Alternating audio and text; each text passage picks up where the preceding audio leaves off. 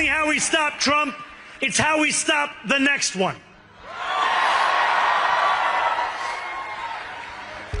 So Donald Trump, since I know you're watching, I have 4 words for you.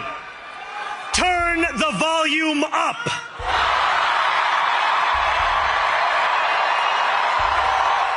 We will hold bad landlords to account because the Donald Trumps of our city have grown far too comfortable taking advantage of their tenants. We will put an end to the culture of corruption that has allowed billionaires like Trump to evade taxation and exploit tax breaks. So hear me, President Trump, when I say this. To get to any of us, you will have to get through all of us. Barack Yahweh family to say that he is may be glad and rejoice in it.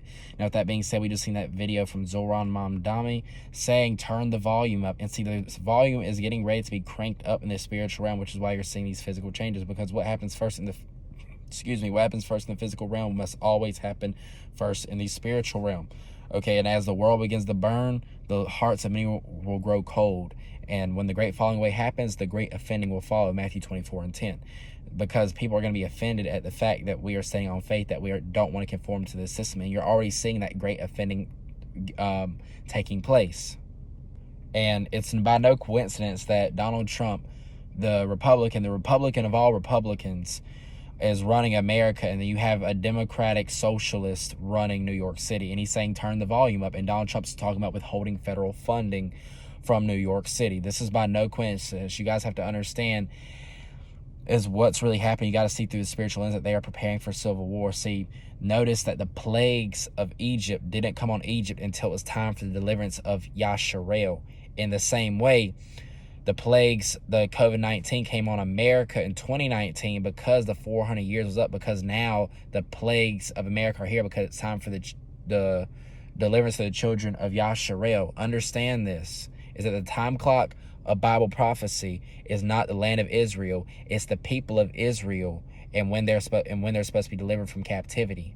All right, that is the Ecclesiastes 1:9. There's nothing new under the sun. Pay attention to what I just said. When the nations fall, the remnant will rise. Romans 9:27. Okay, that's why Jeremiah 30:11 says that though I will make a full end of all nations where I have scattered you, I will not make a full end of you, but you will not altogether go unpunished, because we are here in Jacob's trouble.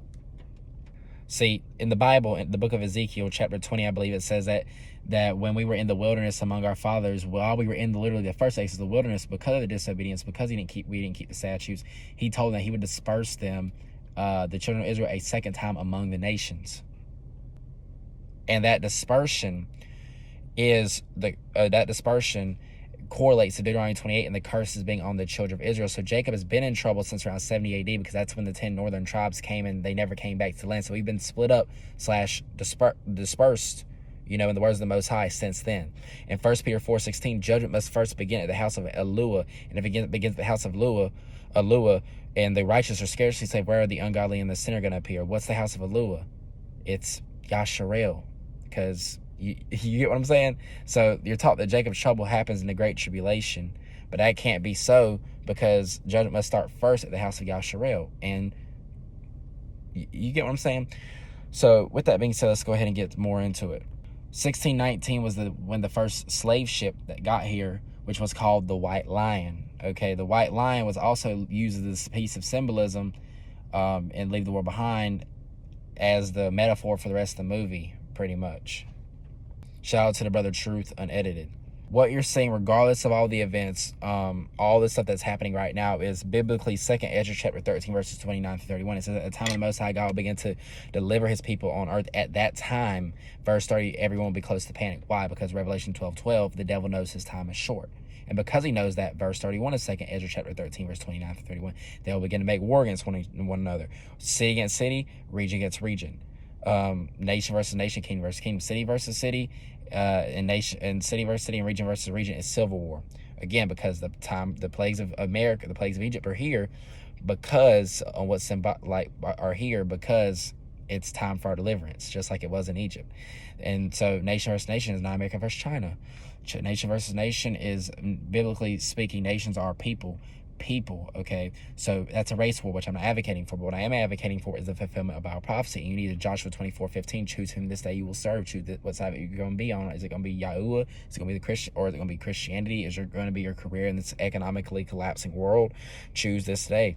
All right, so what's going to begin to happen is they'll begin to be in kingdom versus kingdom. That's world war. So that's why you're seeing these provocations. That's why you're seeing the German top NATO generals saying that Russia could attack as soon as tomorrow. And now all of a sudden they're coming out and saying the economy, there's going to be a final surge before everything goes boom. And now they're just coming and telling you all this stuff because they know it's coming. They know it's here. Again, 2019 was the 400 years of captivity. 2019, pay attention.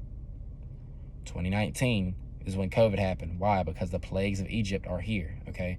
2020 and on, the operation of the solution to the pestilence that happened was called Operation Warp Speed, because he was allowed to bring Bible prophecy at warp speed. Because although Donald Trump, being the racist he is, and it's not about color, it's about culture, but being the racist he is, right? He was allowed to reveal the heart of America, but when he revealed the heart of America and we cried out, the Most High heard us. Okay, and he's hearing us now. So what's going to end up happening is you're getting a three-phase collapse, because again, the time clock of the Bible prophecy is not Israel. In fact, it's America, but not America specifically. I misspoke there, but our deliverance from America. So I guess you could say it's America. So what you're seeing right now is, the way I see it, is it's happened since COVID, but really it's accelerated Agenda 2030 since the National Guard touchdown. The first phase of the collapse is a National Guard, right? You basically have federal agents dealing with local problems in the name of crime. And then phase two, what's going to signify and stamp phase two is martial law. But what's going to make martial law happen is something I call the domino effect. There's so many dominoes that can happen. Donald Trump being assassinated, which I'm not advocating for. A Democratic leader being assassinated. There's civil war, world war. There's a lot of potential events that are dominoes, just different political events, and one of them, the domino effect, is when you take, let's say you got 10 dominoes and one knocks down the rest. In the same way, one of these events is going to be the domino that knocks down the other 10 or the other dominoes. There's way more than 10 things that could happen, but one domino is going to knock down the rest. I shouldn't guess, but if I had to speculate, I think that probably one of the main dominoes to knock everything else down is probably going to be, it's going to correlate with the EMP and the blackout. I'm not saying that's what's going to start it, but I know that's going to be one of the dominoes that will fall, probably first, but I don't know. I'm not at liberty to say, because I don't know. But you're going to see this three-phase collapse. And again, that's what's the domino effect. And whenever those dominoes begin to fall, that's when you're going to see phase two. Okay, phase two is martial law. That's when you see all the chaos and everything get going. Because right now in phase one, we're in the pre-phase. Phase one is really like the setup for the collapse. You understand? Phase two is the actual, like right now you can still buy and sell. You can still live your life with some liberty. Liberty, they don't tell you that liberty comes in with chains, really, though. They tell you it's the land of free, but not the land of the free to sin. That's why there's so many cultures here. But it's because it's meant to kind of, foster that, with the cultures of the heathen. Okay, and so stay with me now. I'm going somewhere. And so at some point, I don't know what the first domino will be, but I will know what domino will impact the rest of the world. Because the goal of the United States, the goal is to be the blood sacrifice of the New World Order. That's why you're seeing so many headlines with the jets crashing, with everything going absolutely stupid, is because they want you scared to fly. They want you to leave America, scared to leave America, because because they need as many people here for the blood sacrifice as possible.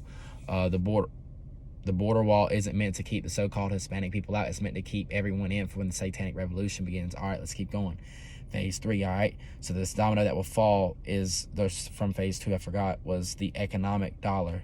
When the dollar crashes, it's going to cause a worldwide problem. And so that's going to force the United Nations to step in and provide a worldwide solution to that worldwide problem. All right, follow me? All right. And then what's going to end up happening is you're going to have the United Nations putting boots on the ground to support the militaries of the world. And from there, what you're going to see is, the Antichrist, or probably sometime between, we're going to go ahead and get into the second Exodus with this. But what you guys got to understand is that during the collapse, the greatest issue many of us will face is a relentless onslaught of family and friends who want to come along, who want to try to understand. It's going to be hard, but it's going to be too late. Don't leave anyone behind if the Father tells you to stay initially before the Exodus, but don't leave anyone behind. But I didn't mean that. Don't leave anyone behind if the Father tells you to stay initially before the Exodus, but don't waste time on people who didn't prepare. It's on them. See, my biblical advice and biblical backing for thank you to my brother David Osterhout for this message, and the Most High for, you know, actually giving me scripture through the Brother Truth that edited to support this, so I finally have scripture to go with it. But Joshua chapter 6 verse 16 through 25, how many people do we know that say that you know, that if I was Noah during that time, like, or if I was a person during that time, I would have believed Noah, but yet the prophets are coming out here, I'm coming out here, the Watchmen are coming out here, and yet people don't believe.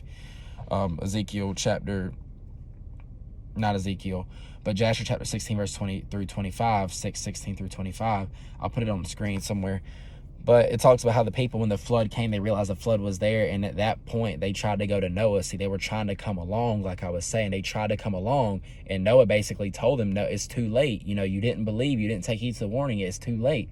And so basically, at that time, you know, those people, it's going to be too late, man. You don't have time to take them through the Bible study about the second Exodus. Then you don't have time to do certain things like that. Now, the Most High might lead some of you to other believers or whatever, or I don't know, but during that time, I can confidently say on here, and again, don't take what I say, you need to go pray about it, but I can confidently say at that time, it's not going to be time to Bible study and, you know, reveal all the truth and all that. It's going to be time for action, man. The time for talking and studying is now.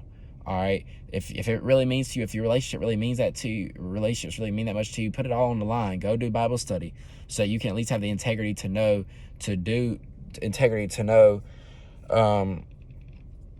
that you've done all you could. But don't go to hell over these people, man, because a lot of times when Satan can't get you through sinning, fornication, he'll send people. So now the devil's voice is no longer the devil, but it's your mom, it's your sister, it's your brother who was coming out into the truth with you, and now he fell into Yahusha or Christianity.